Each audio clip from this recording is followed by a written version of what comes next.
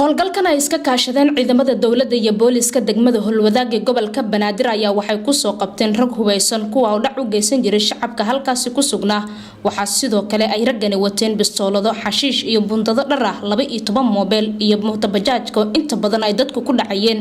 ragani burcada howlgalka lagu soo qabtay ayaa gaaray 4 ruux isla markaana waxa lagu soo bandhigay degmada Holwadaag ee gobolka Banaadir afayeenka ciidanka booliska Soomaaliyeed Qaasim Axmed Rooble kana warbixiyay waxay ragani haayeen dhibaatada ay u geysan jireen shacabka ku dhaqan degmada waa kan isagoo arimahaas ka hadlaya abaaro 7 iyo barkii subaxnimo waxa ciidanka booliska oo kaashanaya degmada iyo nabad sugidda waxay qabteen raggan aad u jeedaan oo isbaaro dhigtay una dhigtay dadka shacabka ummadda Soomaaliyeed kuwaas oo ka isbaaraysanayay waxa la wixii ay haysteen lacag hadhihin mobile hadhihin lacagta hadda waxay ba gashay mobileke waxaana mobile ah waxa lagu qabtay 4 wiil 4 ninkan wuxuu ahaa darawalkii mootadan ku aadan ayuu waday nimankan dhalinyarada ah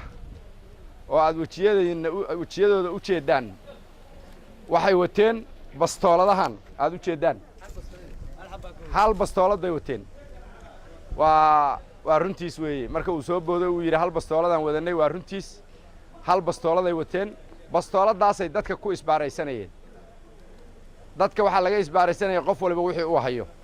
intaan oo mobile ayaa lagu qabtay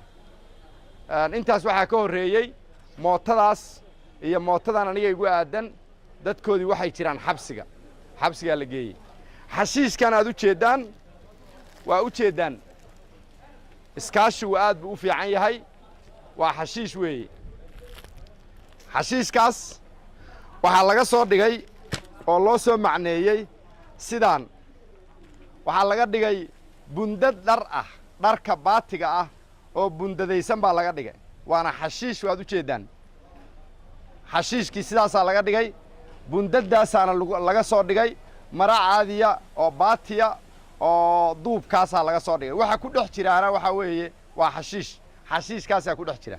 mid walba waxa ku dhex jira 2 xabo oo intaas leeg waa saasa lagu soo qariyay saasa loo soo farsameeyay farsamadu waa ay fara badan tahay markii shacabka iyo ciidanku ay iskaashadaan waxyaabaha la gaaro oo faa'iidooyinka ah oo laga gaaraahay waxaana kamid ah Faaduma Cabduqaadir Xasan TV-ga Koonfur Galbeed magaalada Muqdisho